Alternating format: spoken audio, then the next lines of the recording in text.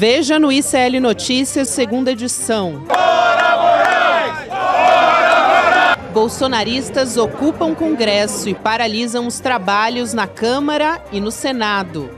Eles fazem o que a ditadura sempre fez: suspender o parlamento, violar a Constituição. É o novo golpe da extrema-direita. Esse pacote de paz que nós queremos propor. Parlamentares forçam Alcolumbre e Mota a pautar anistia e impeachment de Alexandre de Moraes. O presidente Hugo Mota se ausentar do país, eu irei pautar a anistia. Os bastidores da prisão de Jair, o incômodo de ministros do STF e o piti do advogado de Bolsonaro ao ver post de Flávio. O ICL Notícias, segunda edição, está no ar.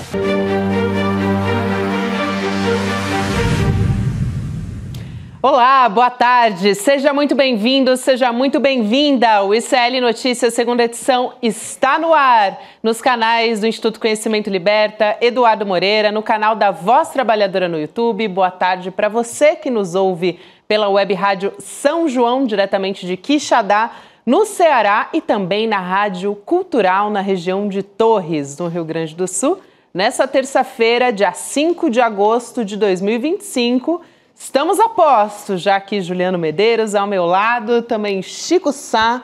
Meninos, boa tarde. Boa tarde, Gabi. Professor Juliano. Boa tarde, Gabi. Boa tarde, audiência. Boa tarde, Heloísa Vilela, que está lá em Brasília acompanhando toda essa história. Com Elô hoje. É sempre melhor. Imagens que, olha, Elô, eu não sei se eu dou risada, se eu respiro fundo, enfim, tá difícil ainda de digerir o que está acontecendo. Boa tarde para você.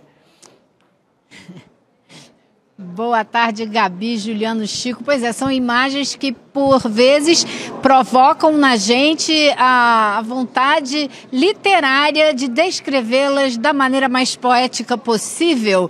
Claro que vai aqui muita ironia, mas que tem um significado político muito negativo, muito perigoso, e que não se pode permitir que isso continue. Mas a gente vai detalhar já o que anda acontecendo aqui no Congresso Nacional. Vamos nessa, Elô. Agora há pouco a gente recebeu uma nota do presidente do Senado, Davi Alcolumbre. A nossa equipe está separando para a gente colocar aqui na tela. Mas isso porque a extrema-direita passou o dia inteiro em protesto lá no Congresso contra essa prisão domiciliar do Bolsonaro. Então, os parlamentares ocuparam a mesa da Câmara para tentar obstruir os trabalhos e pedir que a anistia seja colocada em pauta também. A gente tem, não só na Câmara, no Senado foi a mesma coisa, na mesma linha, um grupo de parlamentares ali da oposição ocupando a mesa diretora da casa, do plenário, para pressionar o presidente Davi Alcolumbre. Por isso mesmo que a gente tem o posicionamento dele. Quando a gente estiver com ele pronto, a gente já coloca aqui na tela e eu vou ler um trechinho aqui para vocês. Mas todos estavam, a gente vai ver essas imagens, com esparadrapos ali, simulando mordaça, né, gente, na boca, para alegar a censura do ministro Alexandre de Moraes. E o vice-presidente da Câmara, veja só a audácia, até difícil de classificar, mas ele disse que o vice-presidente, só para aqui identificá-lo, né, o deputado Altineu Cortes, do PL, foi ele que ameaçou colocar o projeto da anistia em pauta quando o presidente da casa, Hugo Mota, estiver ausente.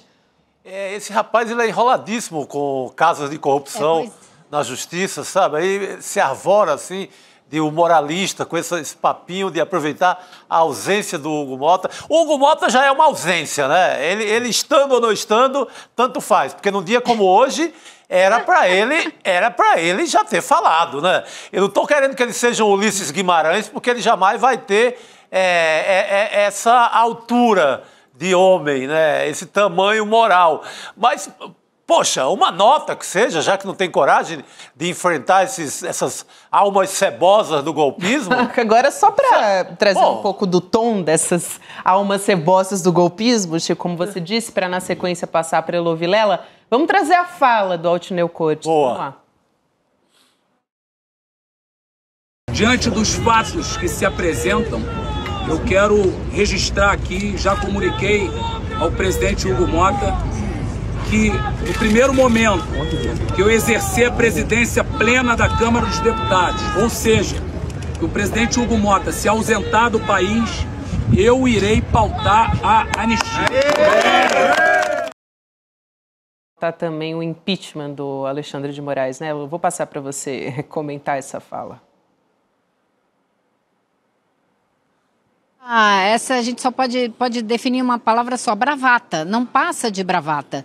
Eu fui procurar o pessoal que assessora juridicamente o Congresso e eles me disseram que realmente existe um artigo, o artigo 18 do Regimento Interno, que diz que se o presidente da Câmara ficar 48 horas fora, automaticamente o primeiro vice-presidente assume.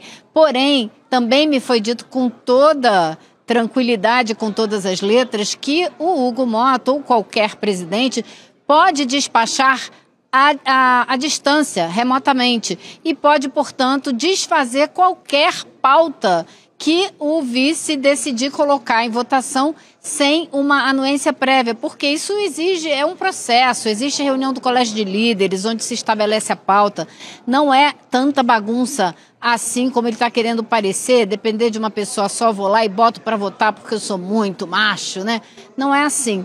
Então, me foi dito isso, que o Hugo Mota, mesmo não estando aqui, ele pode desfazer qualquer tentativa nesse sentido. E a gente sabe que já tem tempo que a pauta da anistia não tem chance aqui no Congresso Nacional. Então, agora ficou faltando, acho que, Gabi, você tem toda a razão, ficou faltando uma palavra, acho que foi o Chico que falou, né? Ficou faltando uma palavra do próprio Hugo Mota, que está em Patos, lá na cidade onde o pai dele é prefeito, no estado dele, e de lá ia para o Ceará. Ele está com o ministro da Saúde numa pauta, então por isso que ele não está aqui. Agora, segundo disse hoje em coletiva de imprensa o líder do PT, Lindbergh Faria, ele conversou com o Hugo Mota e o Hugo Mota disse a ele que cancelou essa outra parte da viagem que iria para o Ceará e está a caminho de Brasília para retomar os trabalhos. Então, ele não falou nada, mas diz que está voltando. E é como disse o Lindbergh, né? É hora dele voltar e botar ordem nessa casa aqui, porque tomaram o lugar dele na marra. E a cena no Senado foi ainda mais ousada e absurda, porque foi um deputado que se sentou no lugar de um senador. Claro que o Magno Malta, que é senador, também estava lá e tomou o assento da presidência do Alcolumbre. Mas o Coronel Zucco, que é líder aqui dessa turma raivosa na Câmara, ficou atrás do senador Cajuru. Assim que o Cajuru levantou, ele foi lá e, como me disse uma pessoa aqui, Zucco sentou no lugar dele.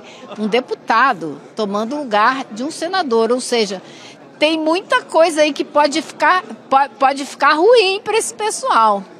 Elô, eu tenho aqui em mãos a nota oficial da presidência do Senado Federal, portanto, o que diz o Davi Alcolumbre, o presidente da casa. Ele fez uma nota à imprensa que a gente destaca aqui na tela, dizendo que o parlamento tem obrigações com o país na apreciação de matérias essenciais ao povo brasileiro e a ocupação das mesas diretoras, inviabilizando o seu funcionamento, constitui exercício arbitrário das próprias razões, algo inusitado e alheio aos princípios democráticos. E aí ele faz um chamado à serenidade e ao espírito de cooperação, porque precisamos retomar os trabalhos com respeito, civilidade e diálogo para que o Congresso siga cumprindo a sua missão em favor do Brasil e da nossa população. E aí, para fechar, ele diz que vai fazer também, Juliana, uma reunião de líderes para que se prevaleça o bom senso. É difícil falar em bom senso diante de um contexto desse, mas é o que diz a nota aqui do Davi Alcolumbre. Pois né? é. São tantas camadas, né, pessoal, o que está acontecendo hoje, porque primeiro o desprezo completo do bolsonarismo pela democracia, pelos espaços democráticos. Aliás, a repetição do ato de sentar-se à cadeira dos presidentes da Câmara e do Senado remete exatamente ao 8 de janeiro. Total. Que quando aqueles arruaceiros golpistas invadiram o Congresso Nacional, também sentaram às mesas do presidente da Câmara e do Senado, como quem diz, agora é a gente que manda. E esses sujeitos hoje estão reproduzindo o mesmo comportamento, né?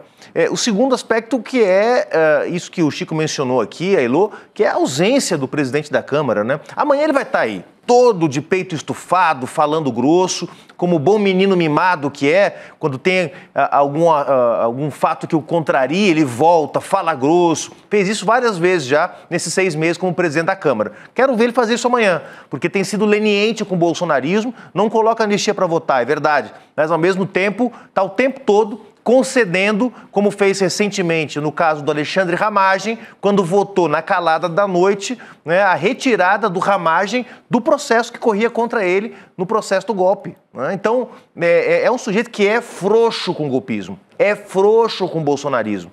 Vamos ver se amanhã, voltando, vai ser frouxo ou se vai falar grosso, como costuma falar quando é pro Glauber Braga, quando é pro Janones. Com esse ele gosta de falar grosso. Vamos ver se vai falar grosso amanhã com o Zucco, com o Sóstenes, com os golpistas que estão fazendo arruaça mais uma vez na Câmara e no Senado, né? Eu acho também que tem uma outra coisa ali que é muito típica do comportamento desse pessoal. Da mesma maneira que os bolsonaristas estão tentando esticar cada vez mais a corda com a Justiça, com o Supremo Tribunal Federal, eles estão fazendo isso também com o presidente da Câmara e o presidente do Senado. E isso pode ser o fim da linha para eles, porque eles estão desautorizando o Hugo Mota. Eles estão questionando a autoridade do Hugo Mota e a autoridade do Davi Alcolumbre ao tomarem essa atitude drástica, que eu acho que é muito um reflexo do desespero. Eu estava falando com uma deputada hoje aqui que falou para mim, isso é mesmo, é o último esperneio, né? Parece ser isso. E eu acho que a gente tem que fazer uma diferença entre ações que acontecem no curso do processo democrático e o que eles estão fazendo. Porque é legítimo você obstruir os trabalhos numa discussão acalorada, é legítimo, já aconteceu com várias vertentes políticas aqui ao longo dos anos. Mas você interrompe os trabalhos quando eles estão em andamento. Você não ocupa as casas para impedir que os trabalhos aconteçam. Isso é inédito pelo que eu conversei hoje com pessoas tanto de uma casa como da outra. Então isso vai precisar de resposta. Tem deputados aqui, como o Tarcísio Mota, do PSOL, que disse: eu espero que cada um desses seja alvo de medidas na comissão de ética, porque o que eles estão fazendo não pode virar rotina.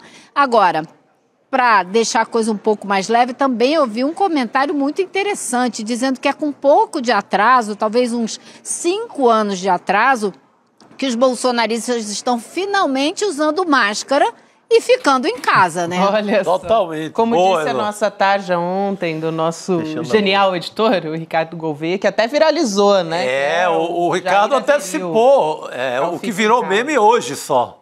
Pois é, aí eu quero também trazer outras falas aqui, né, Elo, que você também gravou e acompanhou ao longo desse dia no Congresso. Só reforçar aqui que o Alexandre de Moraes antecipou esse aceno aos presidentes da Câmara e do Senado lá naquele discurso do retorno do Judiciário do Supremo Tribunal Federal na sexta-feira, né, de que o próprio presidente da Câmara, Hugo Mota, e o do Senado também, Davi Alcolumbre, estavam sendo alvos desses bolsonaristas e também dos golpistas. Falando nisso, teve uma coletiva de imprensa, a gente trouxe imagens agora há pouco, o Flávio Bolsonaro também falou em frente ao Congresso, e olha só, ele propôs um pacote de paz, que ironia, né, um contrassenso, porque esse pacote de paz, o que ele propõe?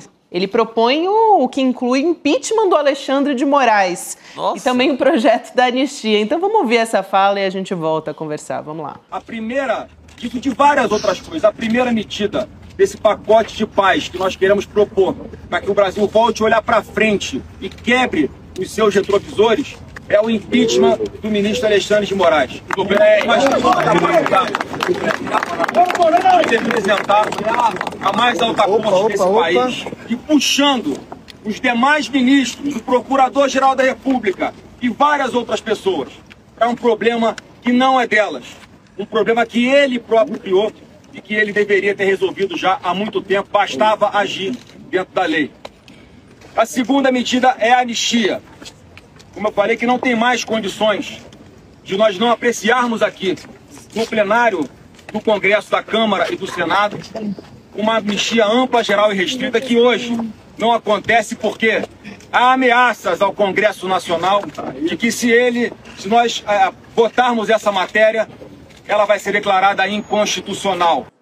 Agora, Chico, como que um senador fala do impeachment de um ministro do Supremo e alega ao mesmo tempo estar vivendo uma ditadura no Brasil, né? E o pacote é da paz. E o pacote da paz. O pacote caçando a cabeça do ministro do Supremo, né, que conduz um inquérito, um processo contra o pai dele.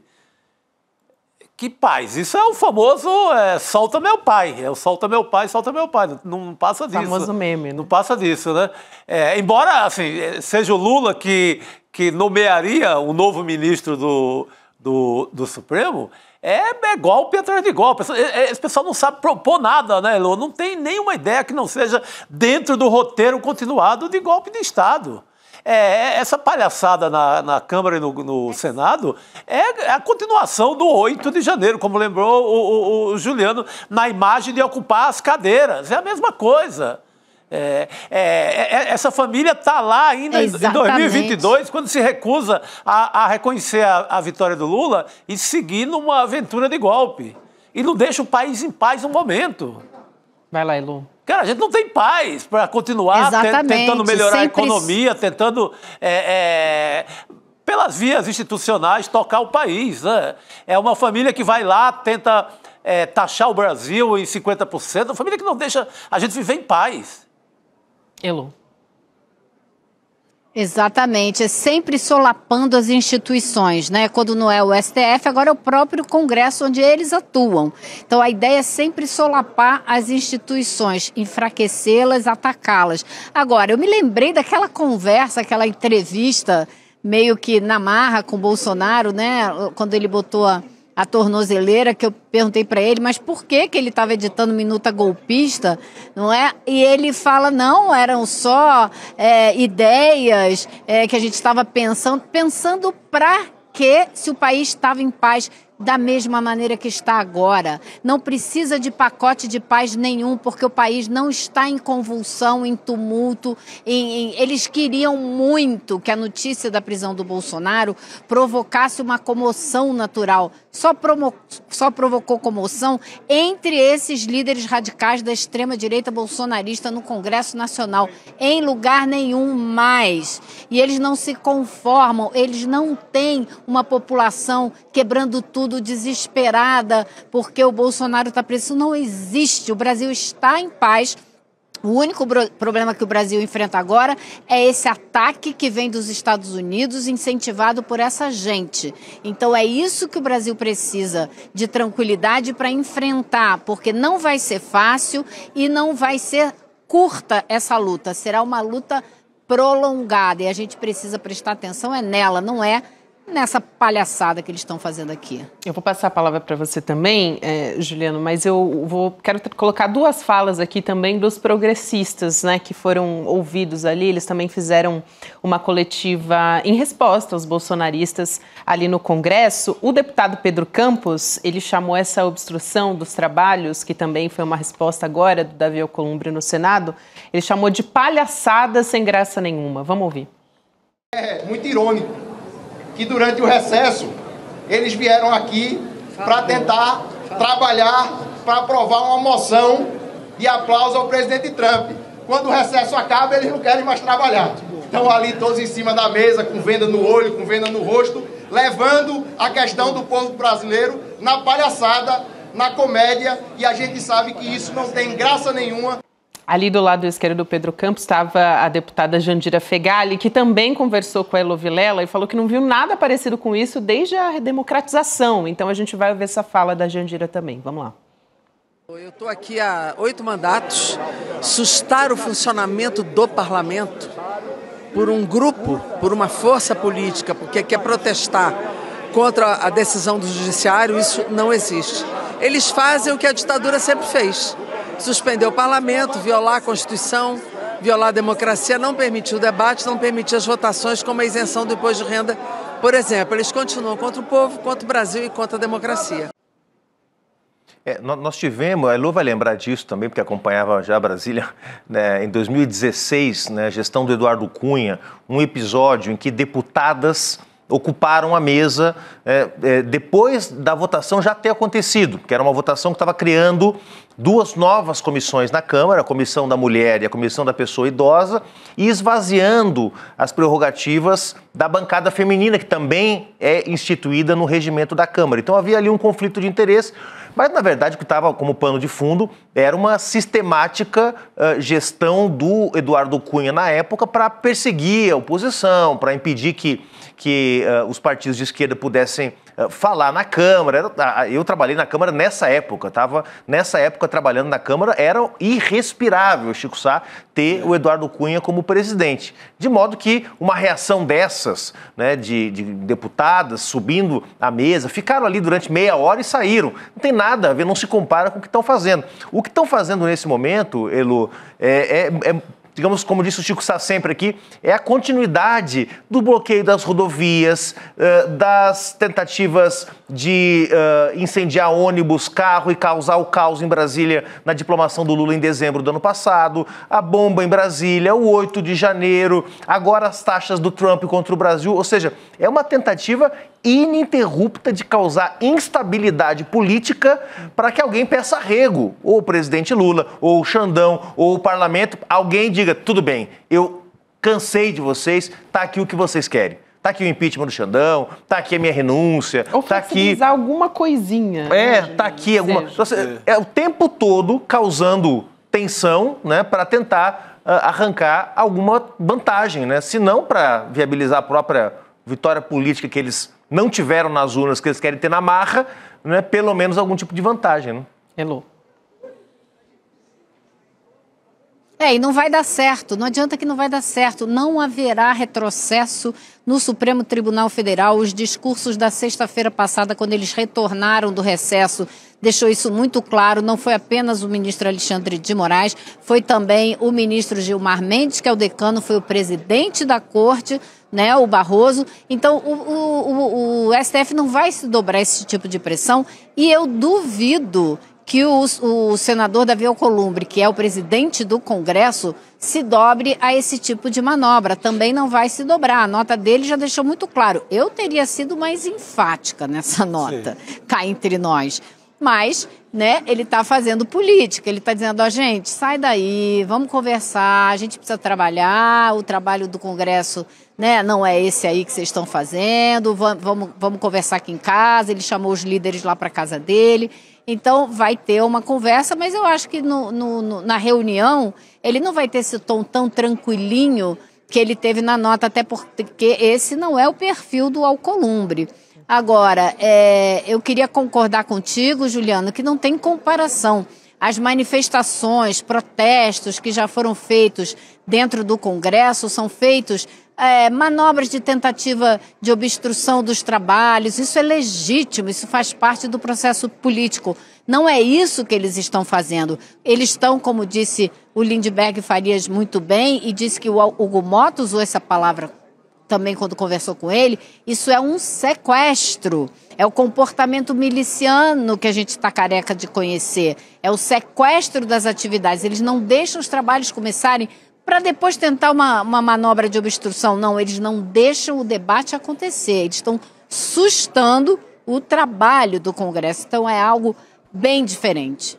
Elô, e aí na esteira de como está se movimentando a extrema-direita, é interessante a gente olhar para aquelas ausências lá da manifestação do final de semana, o Tarcísio que falou que tinha o exame, não tinha como desmarcar, em pleno domingo. Agora ele pagou pedágio, como disse o Leandro Demore hoje de manhã no N1, né? Ele fez uma manifestação ali em vídeo, se solidarizou, criticou a prisão contra o Jair Bolsonaro. Ele levou um pito do Malafaia, né? Fica feio. É demais. Levar um pito, governador do estado. Governador do estado importante, governador de São Paulo. Na sua casa, né? Na sua casa, jogando em casa. Leva um pito do Malafaia. O vendilhão do templo aí fica feio. Ele tentou dar uma resposta. Vamos ver o que ele disse depois desse pito? Vamos assistir. A prisão do Bolsonaro é um absurdo. A verdade é que Bolsonaro foi julgado e condenado muito antes de tudo começar. Uma tentativa de golpe que não aconteceu, um crime que não existiu e acusações que ninguém consegue provar. Vale a pena acabar com a democracia sob pretexto de salvá-la? Será que não está claro que estamos avançando em cima de garantias individuais? Já passou da hora das instituições tomarem iniciativas para desescalar a crise, acabarem com uma disputa que resulta em soma zero, que mostra incapacidade de resolver e mediar conflitos, que não gera outro efeito senão a perda de confiança. Hoje, cada um de nós brasileiros, de bem, que acredita na liberdade, na democracia e na justiça, está sendo punido também. Mas saibam, não vão calar esse movimento. Força, presidente. Estamos com você. É uma coisa meio poética, né, Elo? Brasileiros de bem, vale a pena... Não tem ênfase, é uma coisa meio estranha esse vídeo, né? É uma coisa, pareceu aqui uma coisa meio chat GPT, né? Mas, total, vale pareceu uma inteligência artificial, sobre... Não tá batendo a boca a boca com o gesto, né? O que diz com o olho, tal, tem alguma coisa fora de sync aí, né? Essa parada. Eu quero que a Elo comente, porque assim, eu achei já que ele disseminou um bocado de fake news aí, tá? Porque, foi julgado e condenado. Primeiro, não foi nem julgado nem condenado, tá em prisão preventiva. Portanto, reforça a narrativa de que, coitado do Bolsonaro, já está condenado, julgado e pronto. Segundo, fala que não tem provas, tem caminhões de provas. Tem provas escritas, tem provas faladas, tem provas criptografadas, tem mensagens, documentos impressos. Quer dizer, o que mais tem é prova.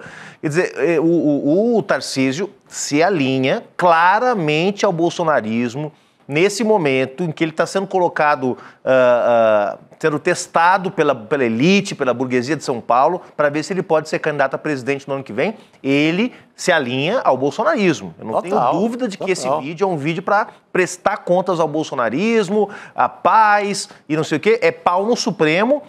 Questionamento ao processo judicial e alinhamento com a extrema-direita, não é isso? O Flávio Bolsonaro falou também nas entrevistas que os governadores não usaram a estratégia correta para a manifestação do domingo.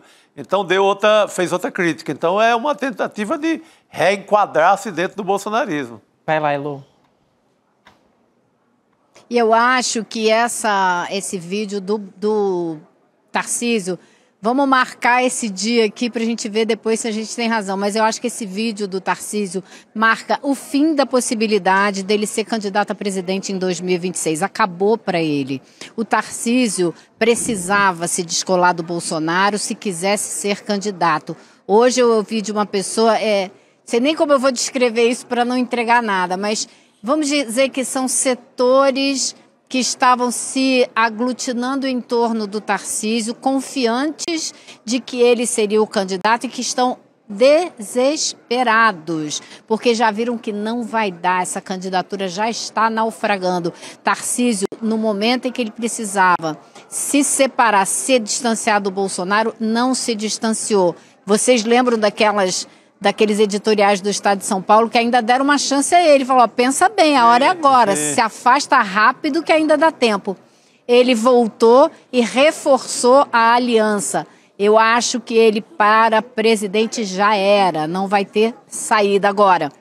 Também imagino que a pressão foi gigantesca, não só essa do Malafaia, uma pressão pública, uma cobrança pública que o Malafaia fez, mas as pressões que ele deve estar sofrendo nos bastidores desses setores, que pelo que eu soube hoje, estão pressionando todos os políticos que eles podem, os que têm mandato, os que talvez venham a ter mandato, para assinar esse pedido de anistia, para assinar o pedido de impeachment. Diz que o trabalho no bastidor de pressão está, assim, gigantesco, o telefone das pessoas não para o dia inteiro e é recado, e é texto, e é cobrança. Então, assim, esse é o clima que está vigente no lado de lá, naquele grupo lá que está tentando angariar, o que mostra, o que deixa muito claro que, primeiro, eles não têm uma adesão orgânica, espontânea da classe política, mesmo da direita, para esse projeto suicida deles. E o outro é que eles sabem que sem essa pressão eles não vão conseguir nada, porque não existe pressão popular em torno dessas medidas. Saiu aquela manchete da Folha, né? 61% não querem ninguém que diga que vai dar anistia a Bolsonaro. Então, sabe, passou esse bonde. É melhor eles começarem a arrumar outra pauta, porque senão a tendência deles é encolher. Olha, eles tiveram o teste final, que havia aquela expectativa de que diante da prisão de Bolsonaro haveria uma greve geral, caminhoneiro parava, o Brasil parava, trem parava, metrô parava, o Brasil ia silenciar em homenagem e solidariedade ao Bolsonaro. Não aconteceu nada na cara dos parlamentares, era uma cena patética. Exatamente, não aconteceu nada. Então, há um desespero. Essa operação, Elô, que você está relatando, ela é o último grito. Há um desespero, porque se o roteiro do filme chega até a prisão, que é o que eles achavam que no momento da prisão haveria uma grande rebelião nacional, o que aconteceu foi só um motim da classe política que ainda tem alguma esperança em anistia, não aconteceu nada. Exatamente, essa foi a palavra que eu usei hoje de manhã. Cheguei aqui no Congresso perguntando onde é que é o motim mesmo? Sim. É um motim, né? Não passa disso. Agora também ouvi um comentário horroroso desse pessoal que está ali na Câmara dizendo que eles não tinham esparadrapo suficiente para botar na boca de todo mundo. Então que eles estavam revezando o pedaço de esparadrapo, meu Deus gente. Do céu. Bastidor interessante aqui. Meu Deus do céu, ainda nada higiênico, meu Deus do céu. Como é que continua o programa depois de saber disso? Caramba, pelo amor de Deus, não dá mais pra gente passar essa imagem de novo, porque quem tá nos vendo... Não tinha ninguém que podia sair correndo ali pra comprar o esparadrapo. Ninguém vai conseguir olhar mais nenhuma imagem depois desse comentário de Heloísa Vilela. Meu Deus do céu. Sem imaginar essa informação. Gente, desenhando por cima do esparadrapo. Revezamento de esparadrapo. Olha, pelo amor de Deus. Desenhando uma boca por cima, né? Esse aí é a melhor coisa que... Esse aí é maravilhoso, porque esse é o José Medeiros, mas não é meu primo, embora seja Medeiros. Esse sujeito é um dos sujeitos mais grosseiros, desqualificados que existe na Câmara dos Deputados. Ele é tão ridículo que ele não só colocou o esparadrapo na boca, colocou nos olhos, colocou no nariz, e sei lá que mais orifícios ele colocou o esparadrapo, porque realmente é um sujeito completamente fora da casinha. Agora, a Elô mencionou uma coisa importante, viu? Hoje, Elô, 5 de agosto, eu vou escrever um artigo inspirado em Heloísa Vilela. Já era para o Tarcísio, porque hoje, 5 de agosto, falta exatamente um ano para o registro das candidaturas à presidência da República, a governador, a senador. Então, um ano antes da sua inscrição para a candidatura a presidente, o Tarcísio enterra definitivamente a sua candidatura. Olha, porque importante. Hoje ele podia estar dizendo assim, olha, vamos pacificar, pessoal, calma. No dia que os caras invadem o plenário da Câmara, o plenário do Senado, ameaçam o Brasil com taxas, exigem o impeachment de um ministro da Suprema Corte, o que o Tarcísio fala? Tô com vocês. Exatamente. Ao falar tô com vocês, Tarcísio acabou de afundar as chances de ser o candidato Juliano, de uma elite. Perfeito o seu comentário. O Tarcísio, governador do principal estado do país, pelas estatísticas de economia, com o estado atacado pelo tarifaço do Trump, não deu uma palavra sobre isso até agora, abre a boca em apoio a exatamente quem está trazendo essa taxa para o Brasil. É um dia trágico no sentido de candidatura mesmo. Elô, para a gente conseguir fechar esse comentário. E é o estado que vai mais sofrer com esse tarifaço. Sim. É o estado que vai mais sofrer com esse tarifaço se ele for implementado da maneira como está desenhado hoje, né? Eu não sabia que a gente estava a um ano do prazo para se candidatar, se inscrever para se candidatar, mas eu quero ler esse artigo, viu? Quando estiver pronto, manda que eu quero ler. Todos nós, Elô. Muito bom. Foi bem atabalhoada, né? No começo ali do tarifaço, a maneira como o Tarcísio lidou, no começo apoiou, depois tentou entrar na negociação na frente do Itamaraty, foi um atropelo de coisas. Agora, quem também pagou pedágio, não queria deixar de trazer aqui a fala dele também, foi o Kassab, né, gente? Também se pronunciou a respeito da prisão domiciliar do Bolsonaro, ele foi o secretário, né, do Tarcísio, o presidente do PSB também, o Gilberto Kassab. E aí a gente traz a fala dele, vamos colocar aqui na tela, ele diz que os exageros dos dois lados estão contaminando o Brasil. Está muito mais amena do que a fala do Tarcísio, mas está ali fazendo o aceno dele que ele precisava fazer. Ele diz o seguinte: me associo na solidariedade ao ex-presidente, lamentando a sua prisão sem entrar no mérito da questão. É tudo que o país não precisava, esse enfrentamento, esse desgaste, essa escalada. É lamentável o que o país está vivendo. Como assim, sem entrar no mérito da questão? Não diz nada, né? Porque é o típico caçabismo, mas ao mesmo tempo está lá correndo para o Piauí, fazendo aliança com o PT para chapa ao Senado. Já está se precavendo. Vendo que a ideia do Tarcísio é uma barca furada, que a ideia do bolsonarismo é uma barca furada, está correndo já o país para fazer alianças aliada ao Lula. Então, o Kassab é isso. Solta uma nota dessa aí que tem gosto de isopor, não diz nada, né? É pior do que chuchu, não diz nada. O que é que essa nota diz, meu Deus? E corre para fazer aliança com candidatos do PT nos estados. Eu acho, Chico... Eu acho que ela diz uma coisa muito perigosa. Ele dizer que é lamentável que tenha havido essa prisão do Bolsonaro. Ele está tentando dizer que não está de lado nenhum, se aliando com quem não respeita a democracia e não respeita a justiça brasileira. Não tem nada de lamentável essa prisão domiciliar do Bolsonaro. Ela é resultado das ações que Bolsonaro tomou ao longo dos anos dele na frente da presidência, no finalzinho, quando tentou dar um golpe, e depois, quando tentou descumprir todas as ordens da justiça. Ele não respeita as instituições, e o Kassab se colocando dessa maneira, como que, não tô nem aí, não tô nem num lugar nem no outro, está se colocando ao lado dele também e está desrespeitando todas as nossas instituições. Lamentável essa fala do Kassab hoje. Você tem razão. Dois ladismos, o suprassumo do dois ladismos, né? Fazia tempo, né? Que é isso, né? Os dois lados. Que dois lados, meu amigo? Só tem um lado, o outro lado é a República, é o STF. Naturalizar, né? O Kassab, no caso, querendo naturalizar mais uma vez o golpe, né? Puxa, lamentável o país, gente. O cara fala, parece que tem petistas e bolsonaristas com foices e facões brigando na rua. Não, meu amigo, é um lado e do outro lado está a República, está o Supremo Tribunal Federal, está a Câmara dos Deputados, está o Poder Executivo. Que catsu que o Kassab... Bom, é brincadeira. É o Kassab. Melhor fechamento de comentário. Não, e mais, hoje eu estava ouvindo... Eu estava tentando me lembrar aqui quem foi que fez esse comentário hoje comigo. Eu eventualmente vou lembrar, vou dar o crédito, mas agora não estou lembrando.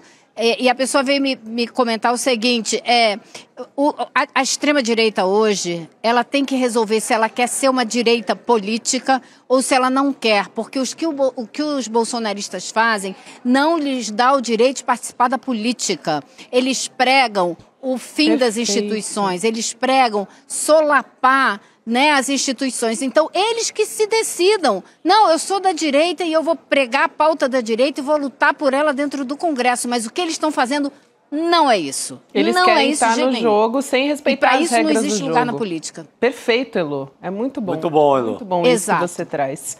Obrigada, Elo. Eu acho que não tem comentário melhor aqui pra gente se despedir de você aí, querida, que vai continuar trabalhando lá em Brasília, trazendo. Muito bom. Não, se decida. Quer continuar participando do jogo democrático ou vai seguir pregando esse tipo de coisa? Respeita as regras do jogo. Perfeito, Chico Sá. Obrigada, Elo. Um beijo, minha querida. Até amanhã.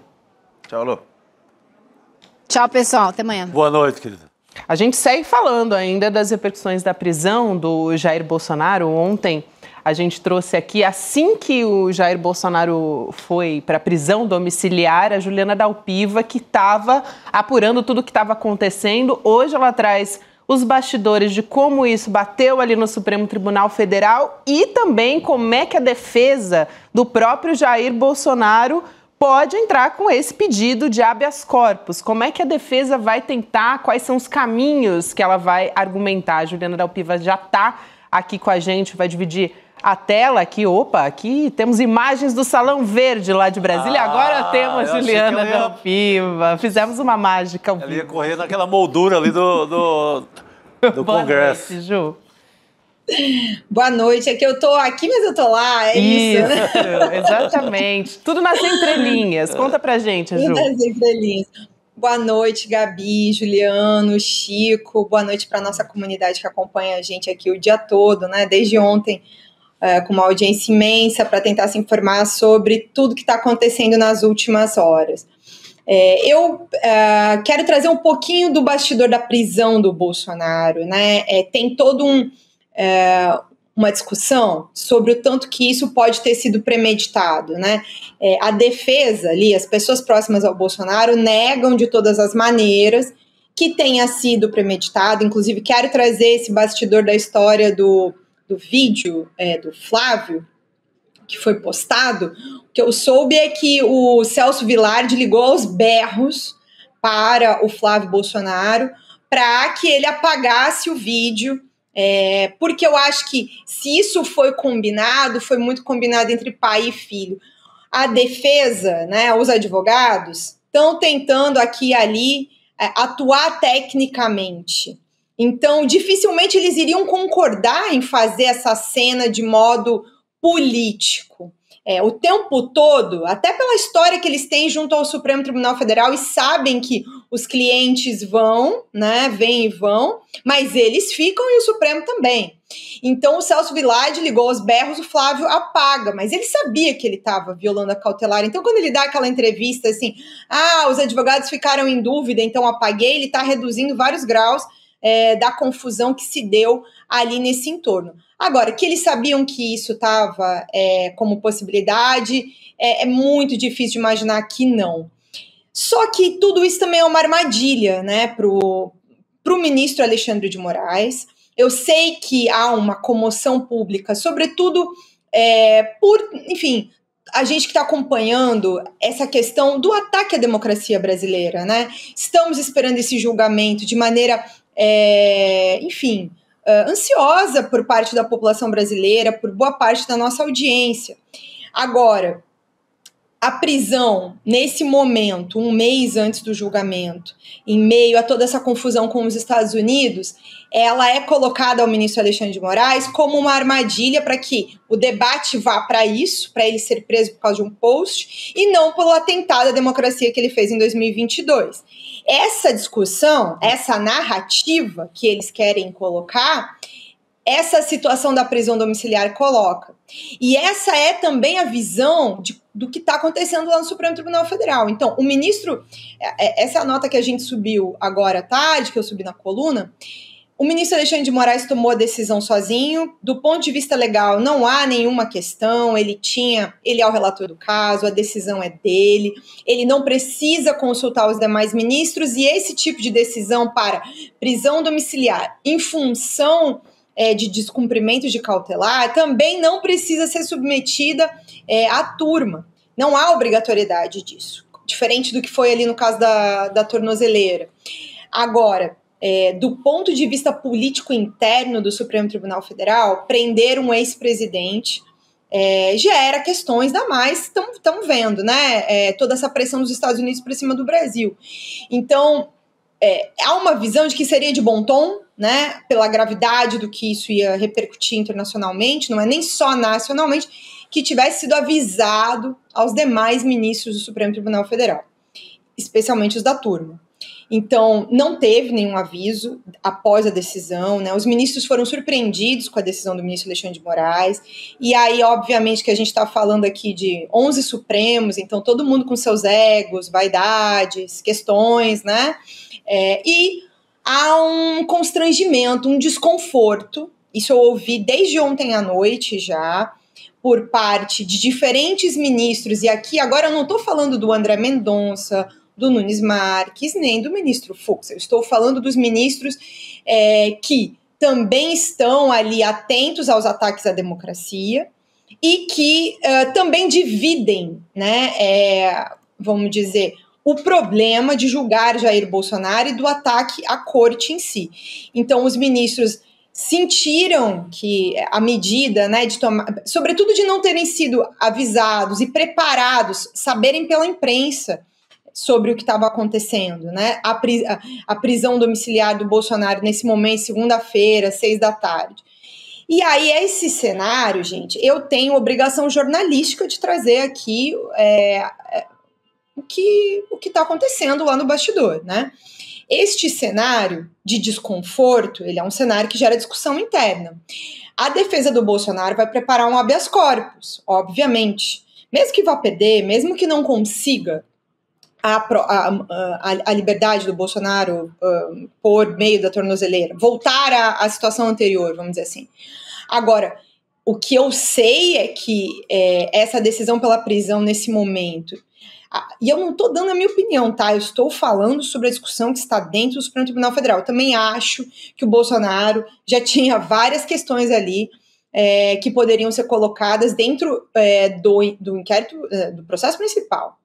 Agora, eu não sei o tanto que essa prisão domiciliar vai se manter dentro desse cenário em que os ministros estão incomodados com essa escalada de tensão em torno do país, da corte, das novas medidas que os Estados Unidos preparam. Então, aqui a gente não está mais falando sobre processo jurídico, entendeu? Eu tenho a obrigação aqui de falar que essa discussão está colocada, sei que está começando a pipocar na imprensa também, sobre uma pressão pela reconsideração da prisão domiciliar nesse momento, antes do julgamento. E aí entram outros cenários também, tá? Juliano, Gabi, Chico, que já tinha, né, uma expectativa de uma condenação do Bolsonaro pelo processo de mais de 30 anos de prisão. E aí tem essa discussão sobre a possibilidade dele ir para uma prisão domiciliar. Reconsiderar essa prisão domiciliar que foi dada ontem, em função da questão da cautelar descumprida, e de uma cautelar descumprida dentro de uma discussão ali que juridicamente tem questões, né, opiniões por aí sobre o pedido da cautelar, né, o que podia fazer, se aquilo era motivo. Se motivar essa domiciliar agora, não precipitou a discussão de prender o Bolsonaro em regime fechado depois da condenação dele. Já estava ali em discussão no bastidor a possibilidade de se manter ele em prisão domiciliar, mas sei que eu ouvi isso das minhas fontes, entre PGR e Supremo, que não se considerava efetivamente que já entrasse logo na condenação, caso ela saia, né, como se espera com mais de 30 anos, em domiciliar. Havia expectativa de um período de regime fechado, não sei exatamente se dias, se semanas, meses, entendeu? Anos, mas não iria ser imediato. Talvez a prisão domiciliar ontem possa ter precipitado essa situação, dado ao Bolsonaro também um pouco esse argumento, sabe? E aí, agora, quando vier a condenação, talvez conseguir que ele fique realmente em prisão domiciliar. Aqui estou fazendo uma análise, tá? O que é concreto é que não é unanimidade no Supremo Tribunal Federal a opção pela prisão domiciliar do Bolsonaro em função do descumprimento da cautelar. Que a cautelar foi descumprida não há discussão, mas que isso também pode ter sido uma armadilha para virar a discussão a favor deles, e que o ministro eventualmente entrou nessa armadilha, isso está colocado como discussão desde ontem à noite. Sei que, assim, inclusive, 2 dos ministros estavam num evento público e nem esconderam como estavam incomodados em terem ficado sabendo dessa situação, assim, igual a gente, né? Tipo, recebeu ali, tem que dar a notícia em cima da hora, e aí como é que vai ser isso? Então, assim, eu diria, né, assim, eu já vi aqui várias vezes trazer as notícias que não necessariamente são aquelas que as pessoas querem ouvir, mas a gente tem a obrigação de dar, que é a cautela, sabe? Tá tudo muito aberto para as próximas semanas. Pois é, Juliana, a gente está vivendo uma coisa muito inédita, né? Porque se a gente pegar outros processos de repercussão nacional, né, Chico, lembrando aqui o Mensalão, a Lava Jato, né, outros processos assim, você tinha em geral uma dinâmica na qual os réus, pelo menos nos momentos mais críticos do processo, davam uma entrevista ou outra, mas em geral se recolhiam, mantinham muito mais discrição, né, se distanciavam dos seus grupos políticos, ou seja, não havia uma luta política aberta, né? E o que nós estamos vendo agora é algo realmente novo, onde no curso do processo você tem os atores envolvidos, os réus diretamente dobrando a aposta, atacando o poder julgador, né? E é sempre bom lembrar, a gente está falando aqui já desde sexta-feira, o Bolsonaro, e desde ontem em particular, está em prisão domiciliar, já estava com as cautelares vigorando há algumas semanas, não é por conta do inquérito do golpe. É por conta do inquérito de obstrução de justiça sobre o Eduardo Bolsonaro. Então, na verdade, o Eduardo Bolsonaro que recebeu 2 milhões do Jair. Então, o Alexandre de Moraes disse, bom, se o Eduardo Bolsonaro recebeu 2 milhões do Jair para ficar nos Estados Unidos tentando obstruir a justiça, bom, então vamos aqui impor algumas medidas cautelares para o Bolsonaro. Ele não está em prisão por conta do golpe. Então, em tese, são inquéritos que não têm nada a ver um com o outro e não deveriam influenciar um ao outro, né? Então, a gente fica assim pensando, puxa vida, a gente sabe que tem cálculo, né? E sabe que um dos ministros pode calcular mal os seus movimentos. Vários já fizeram isso ao longo da história e pagaram um preço alto, né? No caso do Moraes, não avisar os seus pares, sobretudo da primeira turma, me parece que seria algo realmente desgastante. Agora, Chico, você acha que, de fato, a gente poderia levar essa situação para uma situação na qual misturam-se os inquéritos para, digamos, melhorar a situação do Bolsonaro?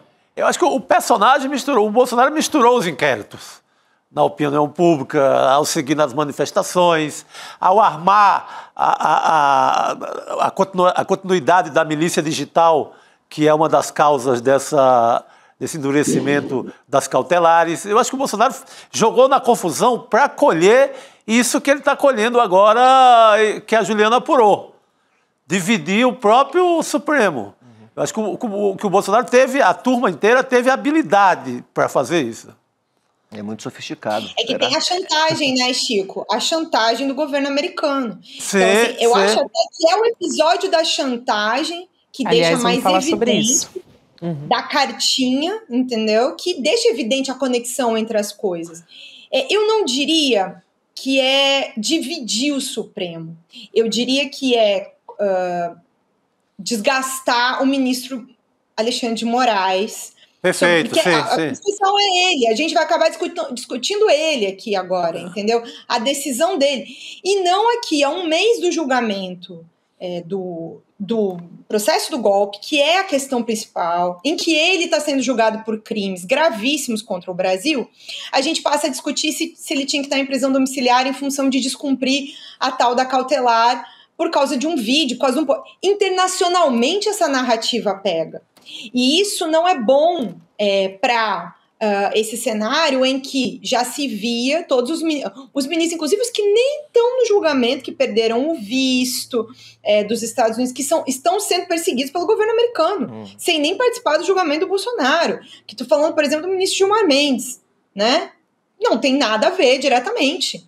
Então, essa situação de ontem, ela cria um cenário para eles darem uma chorada a mais. Então, esse jogo de xadrez, ele é cada dia, cada peça, cada momento. E há uma tensão ali agora para o ministro Alexandre de Moraes.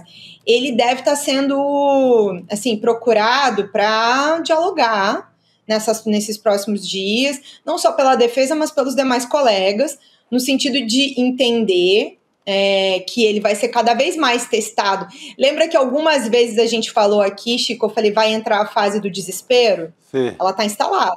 A fase do desespero já começou. Aliás, a gente estava falando aqui do tarifaço, né, o grande agente lá e que continua usando as redes sociais é o Eduardo Bolsonaro, né, para atacar o judiciário, para atacar o Supremo, para atacar o ministro, para criar a narrativa de perseguição também. E a gente tem a fala dele nas redes sociais também, a gente ainda não vai colocar aqui na tela, mas eu tenho aqui também para ler para vocês o que ele disse, né? Que o Brasil não é mais uma democracia. Também foi uma fala que o Flávio Bolsonaro disse em entrevista ao vivo ontem na CNN. Enquanto a gente estava no ar, acho que até com a Juliana, o Flávio estava falando na CNN a respeito disso. Então eles estão alinhados no discurso, né? Nessa tentativa aí do que ele diz, que é uma tentativa de silenciar a oposição. E aí, o Eduardo, é interessante porque a nossa equipe, a Carol Souza, pegou algumas postagens antigas do Eduardo também para fazer uma comparação. Eu vou trazer aquele falou agora nas redes sociais. Primeiro, ele diz: o meu pai, o Jair Bolsonaro, foi preso hoje por apoiar de sua própria casa o povo brasileiro que foi às ruas para se manifestar contra os abusos do ministro Alexandre de Moraes. E porque eu e meus irmãos postamos fotos dele. Uma prisão sem crime, sem prova, sem julgamento. O parênteses aqui, a gente já fez o disclaimer. A gente não vai fazer jornalismo declaratório aqui. Mas aí ele segue dizendo: apenas abuso de poder para silenciar o líder da oposição brasileira. O Brasil não é mais uma democracia e o mundo precisa tomar nota. Agora, o curioso, e aí foi um levantamento que a nossa equipe fez, a Carol Souza, Juliana, Juliano e Chico, é que agora, com o pai em prisão domiciliar, o posicionamento é esse. Só que ele vinha há anos fazendo um discurso contra a existência de prisão domiciliar. Então a gente tem aqui duas postagens na sequência. Primeiro a gente vai ver a 2017, depois a de 2018. Ele diz assim: ladrão de galinha ir para cadeia e ladrão amigo do rei para prisão domiciliar. Leia-se mansão. É sinônimo de impunidade. Infelizmente, juízes se utilizam de brechas nas leis para favorecer alguns. É preciso revogar o Instituto da Prisão Domiciliar. No caso... Vamos cumprir, vamos revogar, papuda direto. Aí olha o que ele diz na sequência, Chico, no de 2018. Esse é o outro print que a gente coloca aqui na tela. Dá para levar a sério um país onde existe prisão domiciliar? O condenado é carcereiro dele mesmo, diz o Eduardo Bolsonaro. Se não conseguem nem monitorar as tornozeleiras eletrônicas, quem dirá cada preso em seu domicílio? A lei de execuções penais e CPP precisam ser revisados urgentemente. Vamos revisar também. Olha só. Além de tudo, é um burro, né? Porque realmente essa coisa do carcereiro de si mesmo, né? Isso é uma estupidez completa, né?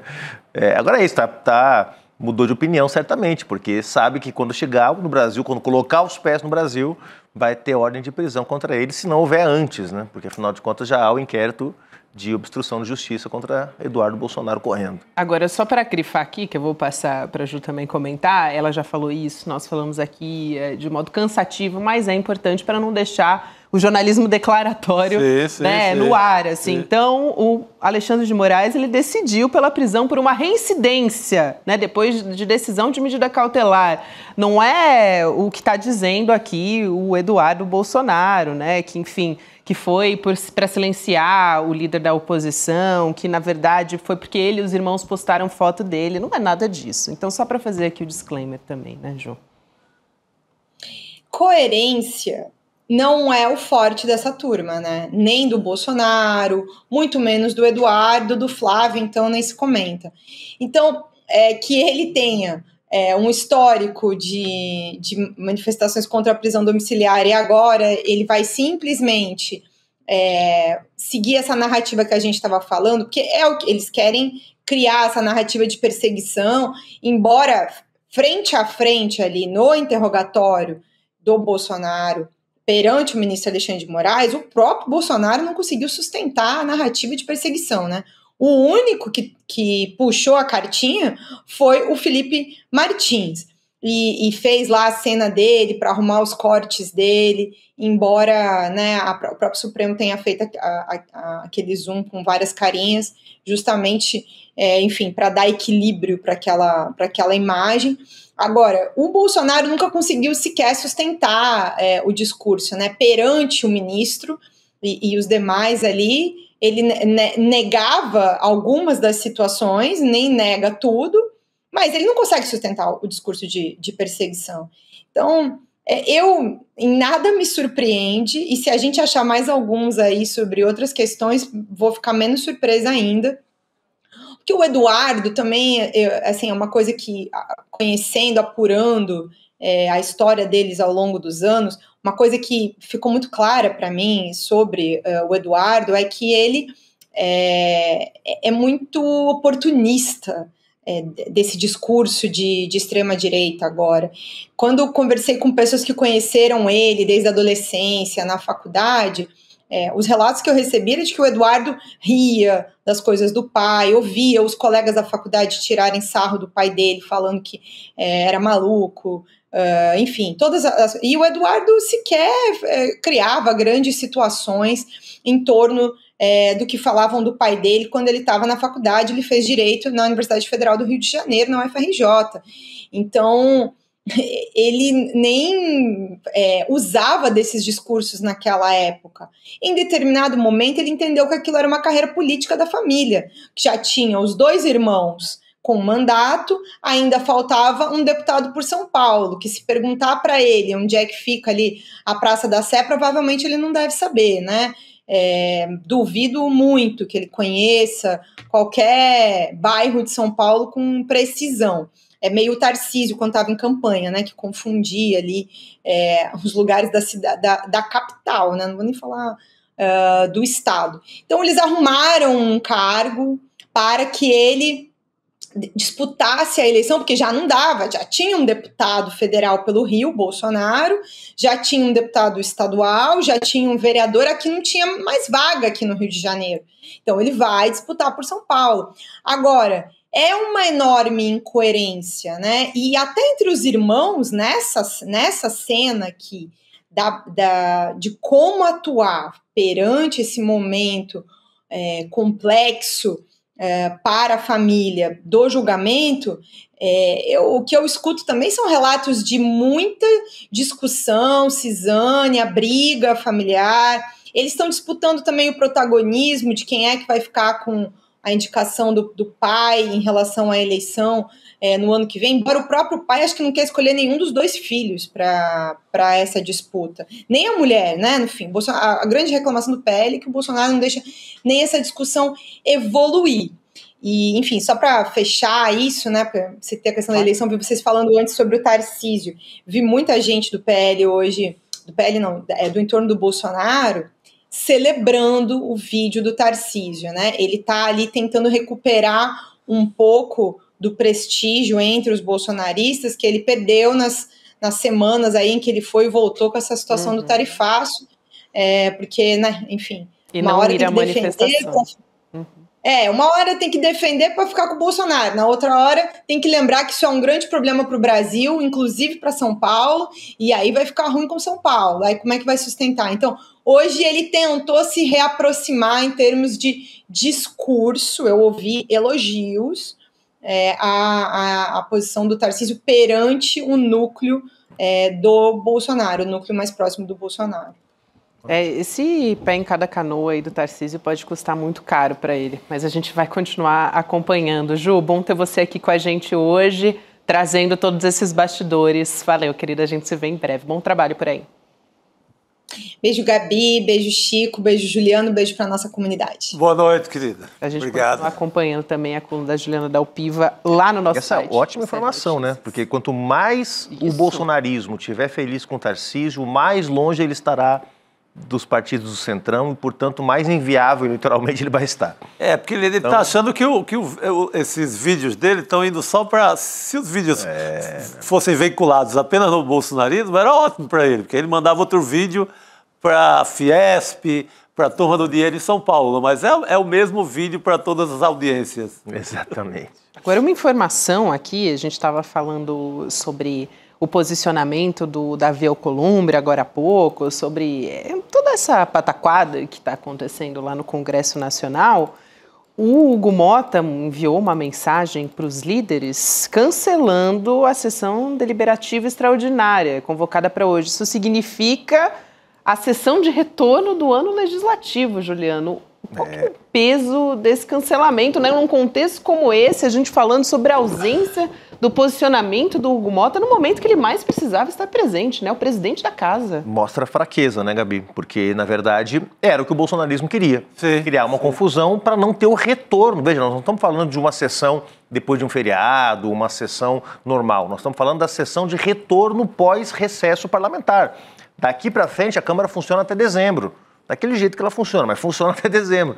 Então nós estamos falando aqui de que o bolsonarismo pode cantar vitórias no dia de hoje ao afirmar que impediu o retorno dos trabalhos legislativos no Brasil. O Hugo Motta fez também um tweet, Gabi, dizendo o seguinte, né, mas tweet, né, quer que seja aí, um X, acompanha a situação em Brasília desde as primeiras horas do dia de hoje, inclusive o que vem acontecendo agora à tarde no plenário da Câmara. Determinei o encerramento da sessão do dia de hoje. E amanhã chamaria reunião de líderes para tratar da pauta, que sempre será definida com base no diálogo e no respeito institucional. O parlamento deve ser a ponte para o entendimento. Não tem crítica ao fato de terem inviabilizado a sessão de hoje, não tem crítica ao vice-presidente que disse que, se ele se ausentar da Câmara, vai botar para votar anistia. Não teve crítica... Tem uma menção a nada, né? Nada. Ele simplesmente aceita o que aconteceu. Tíbia, covarde, recuada. Não, essa gestão do Hugo Mota, ela é tenebrosa, né? Ela é um desastre. Ela não tem uma palavra forte na hora que é necessária. Ela é... Que gestão fraca, né? Eu ia tentar lembrar agora, compará-la à do Severino Cavalcante. A gestão do Severino Cavalcante, mas santo Severino Cavalcante. Que era aquela corrupção de varejo. Roubava do... aquela corrupção de varejo, uma coisinha outra. Tinha uns ares meio de sucupira. Mas é nada diante dessa tibieza, posso usar a palavra tibieza, do Hugo Mota, né? Cara, que coisa fraca. Nem parece que é do sertão da Paraíba. Povo tão forte e aguerrido. Poxa. Exatamente. E cancelou. Cancelada a sessão, portanto os bolsonaristas vão ficar lá vão dormir lá daqui a pouco, eu não sei o que eles vão fazer. Trocando esparadrapo. Vão trocando esparadrapo a noite inteira. Da boca de um pro olho do outro, aí vai noite adentro. Acabou o esparadrapo em Brasília, gente. Atenção, drogarias de Brasília. Aumentem o preço do esparadrapo, porque o preço... Corre alguém, leva esparadrapo para esse povo, né? Para não deixar essa sujeira acontecer noite adentro. É demais. Precisamos trocar esparadrapos e precisamos conversar, Chico.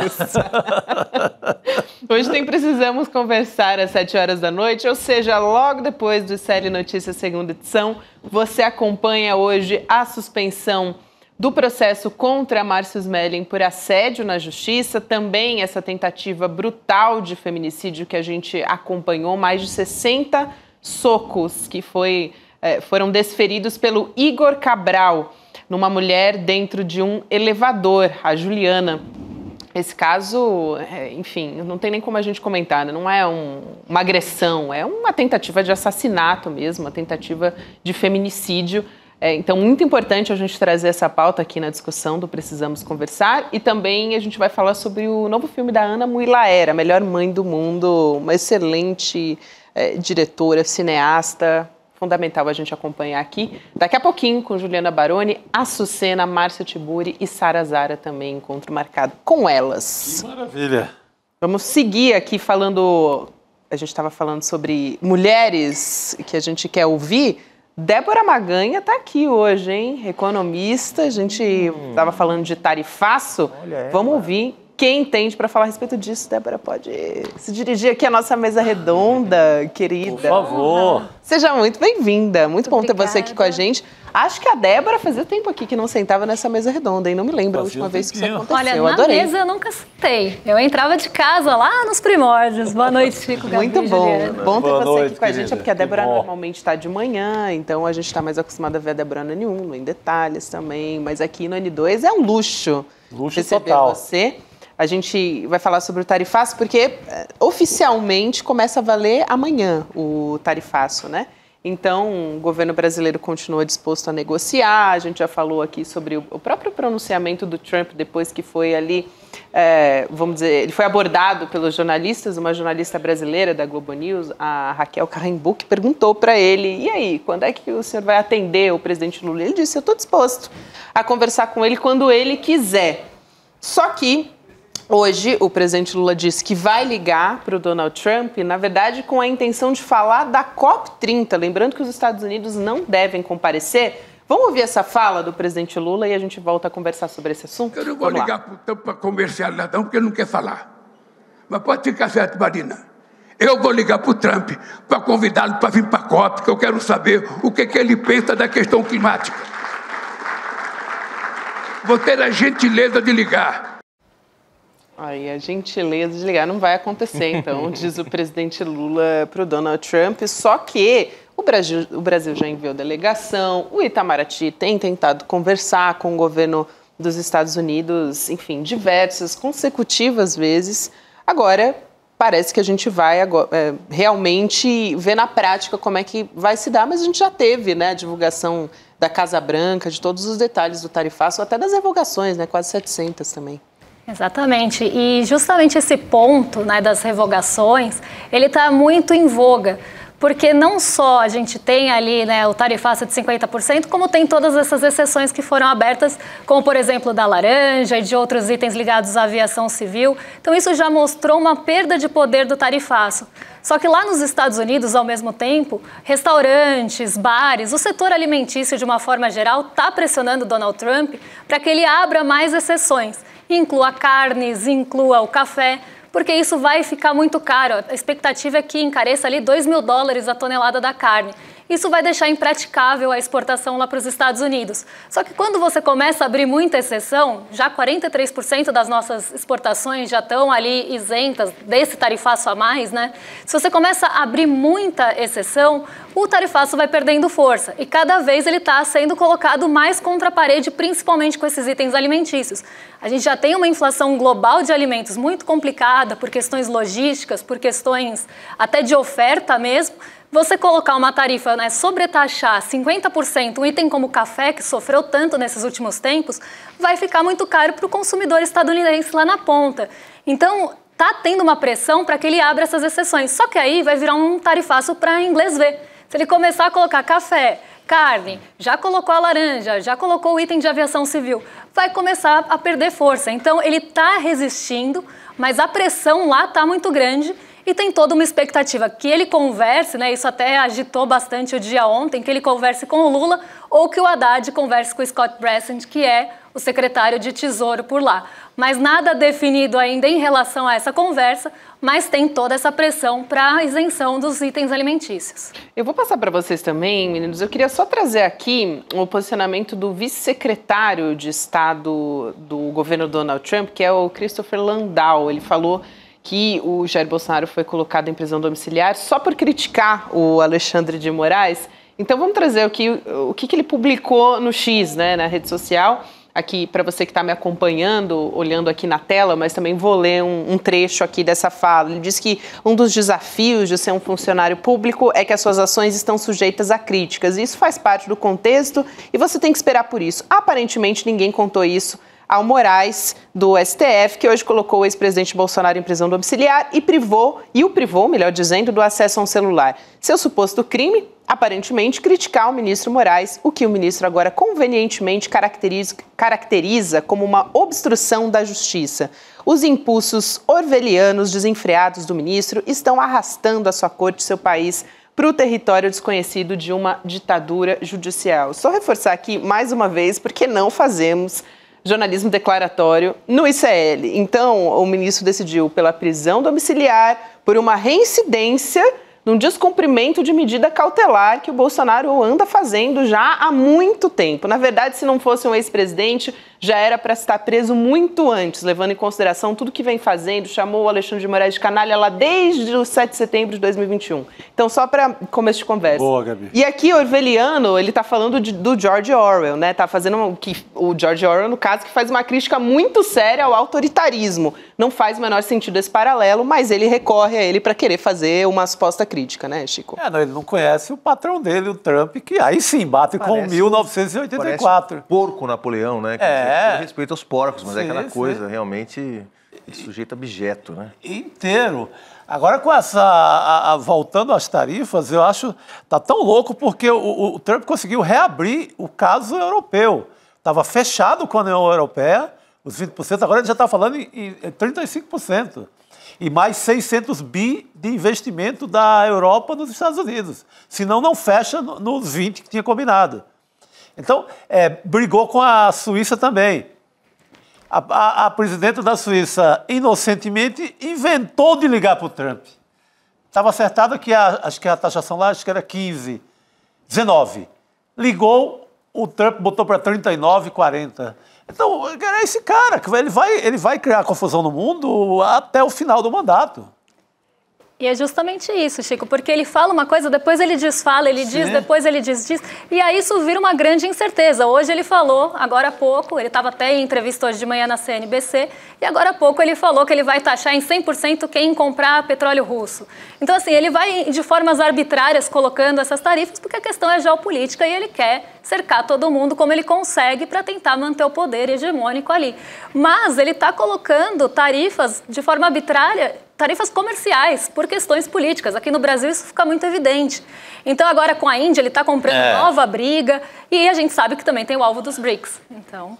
Faz uma semana que ele girou uma parte do seu arsenal, não literalmente, claro, seu arsenal de pressão tarifária para a Índia, né? Isso está rolando. Agora, Débora, você acha que a gente pode ter, primeiro com a prisão do Bolsonaro, uma obstrução desse diálogo? Porque a gente sabe que tem diálogo em curso, quer dizer, o Lula e o Trump não estão se falando, mas há conversas entre outras autoridades, né, de segundo, terceiro escalão que estão em curso.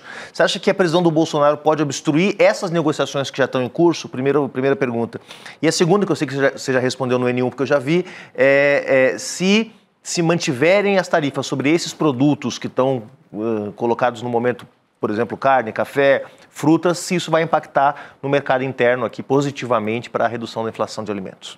Aliás, desculpa, Débora, responde na sequência, quero fazer um comentário aqui também que o Eduardo Moreira mandou pra gente, pescou aqui a nossa conversa, muito bom, vai lá.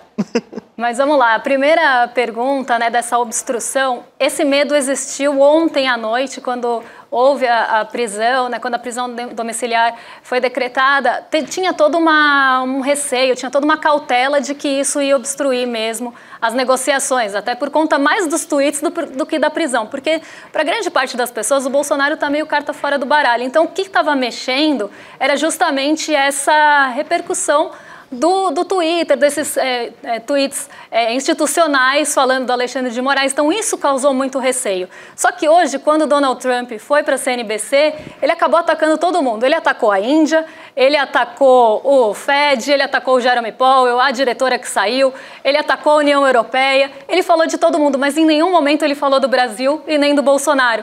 Então isso acabou acalmando um pouco os ânimos de que talvez isso esteja meio fora do radar. Então, parece que nesse primeiro momento ele está realmente como um sujeito aí que eu conheci na vida e não citou ele na CNBC. Agora, em relação à inflação de alimentos, a gente tem alguns pontos que podem até aliviar no curto prazo.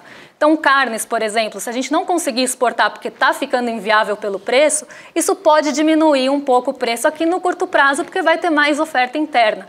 Só que também há uma tentativa ou uma expectativa de que isso ajuste e comece a ter menos abates.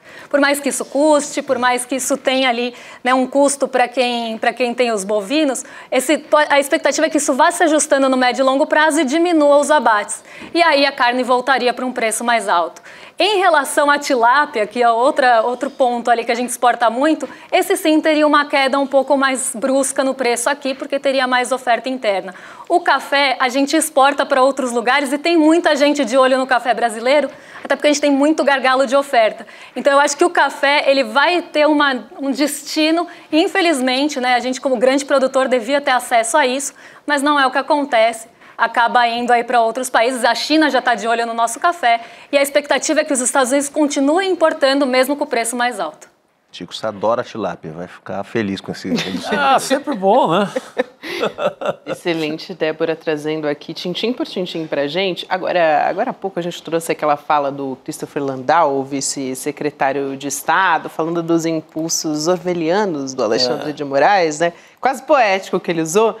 E o Eduardo Moreira resgatou aqui uma reportagem muito boa das proibições de livros nos Estados Unidos, mostrando censura velada, refletindo logo depois da eleição do Donald Trump. Aí a resposta, né? A gente traz aqui, então, em novembro de 2024, tem um trecho ali falando dos livros que estão sendo censurados, né?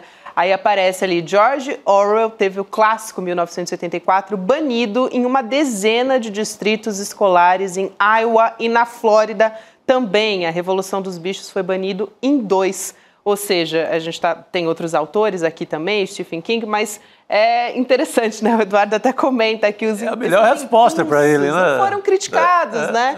Quando isso aconteceu na proibição dos livros. Interessante, né? Ele usa o autor dele, ele proibiu lá. O país dele proibiu. Conveniente, eu diria. Muito bem, achei providencial trazer esse print aqui dessa reportagem aqui na nossa tela. Agora, também teremos estreia hoje, hein? Não é por acaso que a Débora está aqui. Ela não está aqui. Sim, bela estreia. Sabia que não era coincidência. Não é coincidência, Juliana. Aqui ninguém dá ponto sem nó.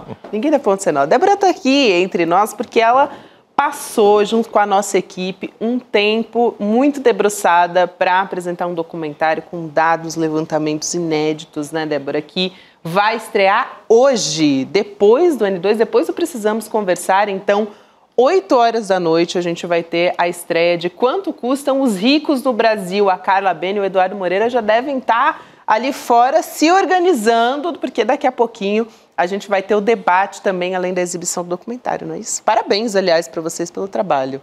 Obrigada. Eu acho que vai ser um documentário bem legal, sempre que a linguagem dele está muito diferente do que vocês estão acostumados a ver. A gente tentou simplificar, deixar a coisa bem acessível, dinâmica, rápida ali, uma forma diferente mesmo de contar uma história que, né, antes do Trump entrar, era o que estava rolando, né, que é justamente esse custo dos ricos, que ninguém fala, ninguém quer mexer nesses privilégios e sempre jogando a conta para o lado mais fraco, para o lado do trabalhador, para o lado do pobre, do benefício social, da educação, da saúde. Então a gente vai contar um pouco como isso funciona, quem são eles, quem somos nós, para ninguém também ficar achando que é rico, que não é. Aliás, vai ter exibição do documentário para assistir coletivamente, não é isso? Você avisou ontem. Coletivamente, tem alguns grupos que estão se organizando. Hoje em Santo André, o mandato do vereador Ricardo Alvarez está fazendo uma exibição coletiva. Já fez isso também no Eduardo Vai para Cuba. Tem uma turminha aí que acompanha a nossa produção audiovisual aqui com dedicação. Importante. E que bacana nesse momento, né? Porque, claro, agora com a coisa do Trump, o debate ele foi muito atravessado por isso. Mas a discussão que se instalou no Brasil sobre a reforma do imposto de renda, taxação de fortunas, quer dizer, se abriu um debate numa escala que eu diria inédita, né? Porque em outros momentos que se debateu reforma tributária, nunca se foi tão longe no debate sobre a concentração de renda no Brasil como a gente estava vivendo agora, 2 meses atrás, talvez menos, 1 mês atrás, né? Então, que oportuno ter esse documentário nesse momento em que esse tema vai voltar. E quando a reforma do imposto de renda for votada, quando esses imbecis saírem do plenário da Câmara e for votado a reforma do imposto de renda, vai se debater quem paga a conta, vai se debater de onde sai o dinheiro. Claro. Juliano, que eles estão ali ocupando, porque eles não querem debater o que é de interesse dos brasileiros, né? Que é retirar o privilégio desse 1% mais rico. Então, isso também é importante que seja. O próprio CL bateu muito nessa campanha do 99%. Exato. Estava toda essa história de justiça tributária, né? Tudo nesse debate. É importantíssimo, porque é um país que sempre faz conta quando é gasto com a pobreza, né? Todo dia tem no jornal a conta do Bolsa Família, a conta do BPC, mas ninguém fez essa conta de quanto custam os ricos. Esse é o valor do documentário. A gente falou aqui, encampou no ICL essa campanha dos 99%, a gente vai explicar quem é esse 1% mais rico, né? Como é que eles custam tão caro para os cofres públicos? A gente tem um trecho também, acho que mais do que a Débora contar como é que foi essa produção nos bastidores e tal, acho que vale a pena a gente trazer um trechinho, porque dá um pouquinho do sabor do que a gente vai provar a partir das 8 horas da noite. Vamos assistir.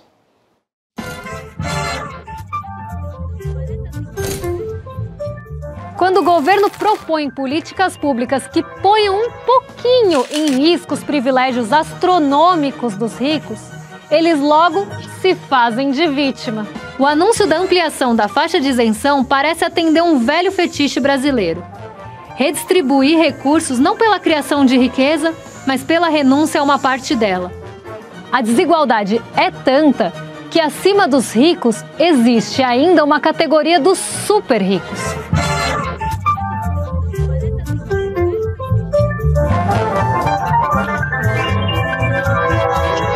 O primeiro buchicho que deixou o Congresso eriçado foi a proposta de isenção de imposto para pessoas com renda até R$5.000. E reparem o tom de vítima que eles usam. O empresário brasileiro, que já lida com uma das maiores cargas tributárias do mundo, pode estar prestes a enfrentar mais um golpe no seu caixa. Vou corrigir essa frase. Os grandes empresários brasileiros, que nunca pagaram impostos sobre lucros, podem estar prestes a devolver um trocado para um país que sempre lhes concedeu isenção tributária. Então, a única maneira de você tributar essas pessoas é você tributar sobre a renda ou sobre o patrimônio. E aí, a gente olha para o Brasil. O Brasil é um dos países do mundo que menos paga imposto sobre renda e chega ao cúmulo de alguns tipos de impostos, como, por exemplo, o imposto sobre dividendos, ser zero no Brasil.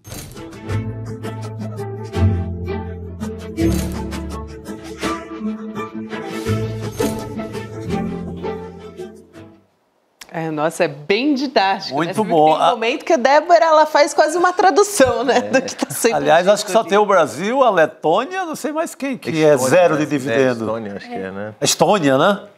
Algo assim. Algo lá perto da terra do Papai Noel. Do lado da Letônia. Presentão, né? Lá perto da terra do Papai Noel. Total. E aqui também, né? Do Papai Noel tropical. Meu Deus. É inacreditável, né? Vale muito a pena ser empresário aqui no Brasil. E, bom, empresário, eu tô falando das grandes empresas, né? Claro, não tô falando do microempresário, gente, calma aí. Sim, não é do dono da padaria, do cara do armarinho, da confecção aí no Brás, aqui em São Paulo, Temos não é isso. Temos uma notícia para vocês não são super ricos, né? Não são mesmo. Então não adianta defender a categoria de super ricos achando que é uma defesa coletiva. Não, vocês não fazem parte dessa casta. Esse é o maior chá de revelação que as pessoas precisam, porque quando a gente fala do Brasil, a gente está falando de 1% ali no topo.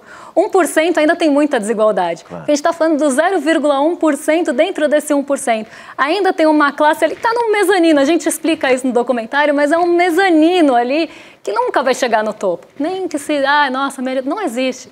Então, assim, precisa entender, eu acho que a gente tem muitos estudos, a IPEA, que coloca ali faixa de renda, então a pessoa fica, sou rica, tô ali no 1%, tô 99%, ganha menos que eu. Mas se você é assalariado e não vai conseguir manter seu padrão de vida, sinto informar, não é com você que a gente está falando, se você está no 1% ainda tem muita desigualdade, então a gente explica isso tintim por tintim. Muito bom, Débora. E com um roteiro seu também, do Antônio Fari, que, assim, é gente muito fina que está fazendo esse trabalho aqui. E um trabalho que a Débora ficou debruçada ali nos dados para fazer levantamentos, né? Se você quiser contar aqui um pouquinho do bastidor de como foi preparar esse trabalho para o que a gente vai ver agora. Aliás, a edição também tá coisa muito maravilhosa, né? Pelo que a gente viu aqui, acompanhou nessa pitada que está no nosso trailer. A ideia é essa, porque é um conteúdo denso, né? É Sim. Um assunto que normalmente as pessoas ficam ali, não quero muito me envolver, mas diz respeito a todo mundo. Então, precisamos conversar sobre a desigualdade tributária e desigualdade do Brasil. A gente precisa falar sobre isso de uma forma acessível e didática. Então, essa parte da animação, essa parte da edição, ela vem para tentar trazer esse tom mais leve para um assunto que normalmente as pessoas deixam para lá. E os bastidores, assim, né? Aquela coisa, porque foi uma loucura. A gente pegando dado ali, debruçado nisso realmente por um tempo. Eu e o Fari, um beijo pro Fari aí, que acho que se dependesse da gente, esse documentário ia virar uma sandice, mas a gente conseguiu segurar um pouco ali. Porque isso é muito dado e a gente estava o tempo todo tentando trazer referência, tentando trazer outros aspectos para deixar isso mais didático possível. Porque dado de IPEA, dado de documentos por aí, eles vêm às vezes brutos, então precisa de um trabalho, né? E a gente precisa traduzir isso depois para as pessoas. E esse é o trabalho que a gente teve e espero que vocês gostem do resultado final. Excelente, então a gente acompanha às 8 horas da noite e vou lembrar vocês que vocês têm que se inscrever, que aí vocês recebem o alerta de que está começando tanto a exibição do documentário, quanto também a conversa que a Débora vai ter junto com a Carla Bene, economista, que vem aqui convidada, e Eduardo Moreira também, ou seja, 3 cabeças que entendem muito desse assunto para trazer aqui tintim por tintim para a gente. Então vai lá em sl.com.br/estreia. E acabou de sair uma notícia aqui, que aproveitando que Débora Maganha está aqui junto com a gente, a ministra do Planejamento, Simone Tebet, disse que está acreditando na exclusão de itens como carne e café do aumento das tarifas que foram anunciadas, né, essas tarifas pelos Estados Unidos contra os produtos brasileiros. Então, um pouco falando da negociação que o governo tem feito, um pouquinho antes da gente entrar no ar aqui no ICL Notícias segunda edição, o vice-presidente Geraldo Alckmin também está atuando muito ali, atuando nessas negociações também. E ela disse, eu tenho conversado com alguns empresários e por uma questão lógica da lei da oferta e da procura, uma coisa que é cara para o paladar deles é carne e café. O resto, eles se reposicionam.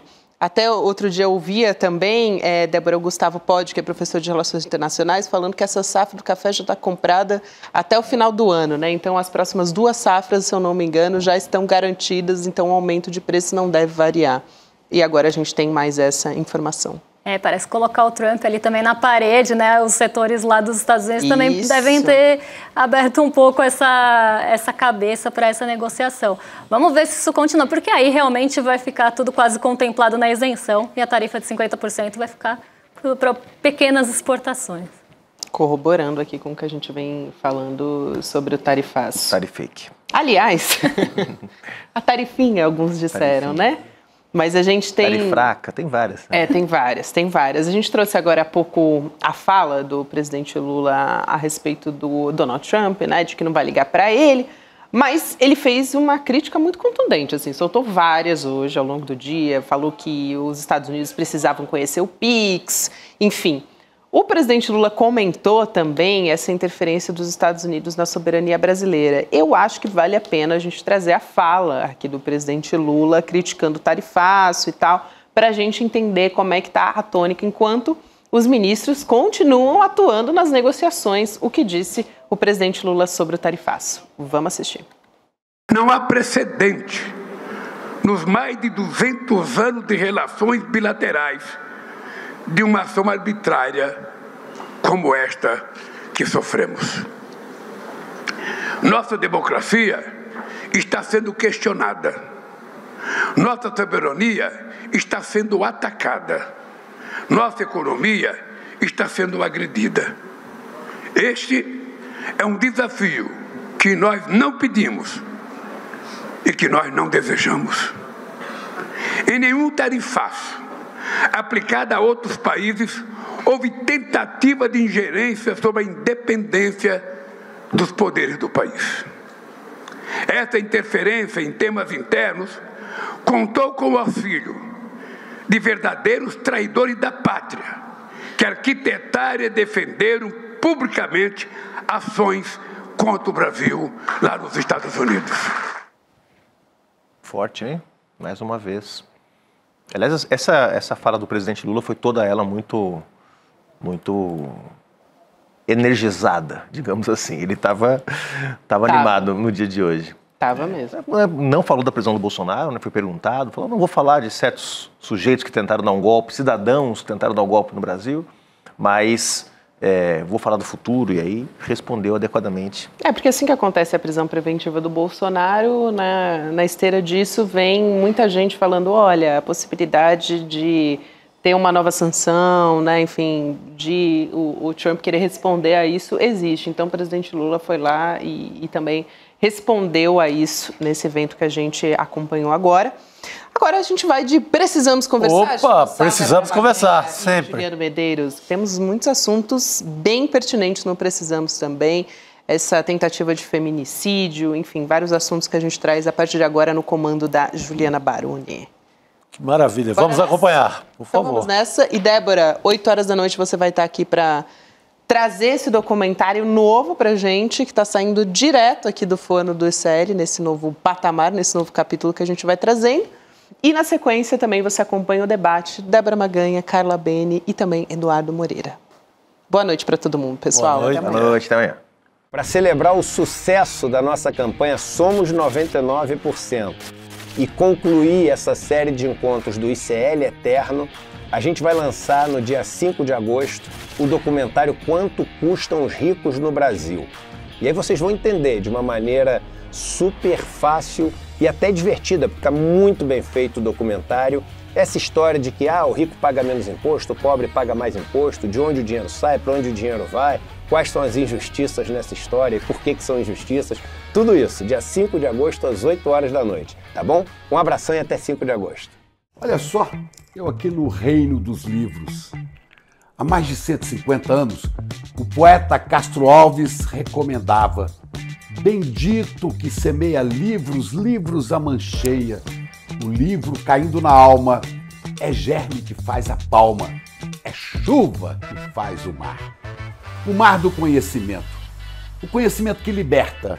ICL, Instituto Conhecimento Liberta. E agora a gente tem uma lojinha de livros para você, livros a mancheia, livros de alta qualidade que te ajudam a pensar. Venha buscar os nossos livros agora, abrindo a nossa lojinha de livros, souicl.com.br. Vamos pegar os livros a mancheia.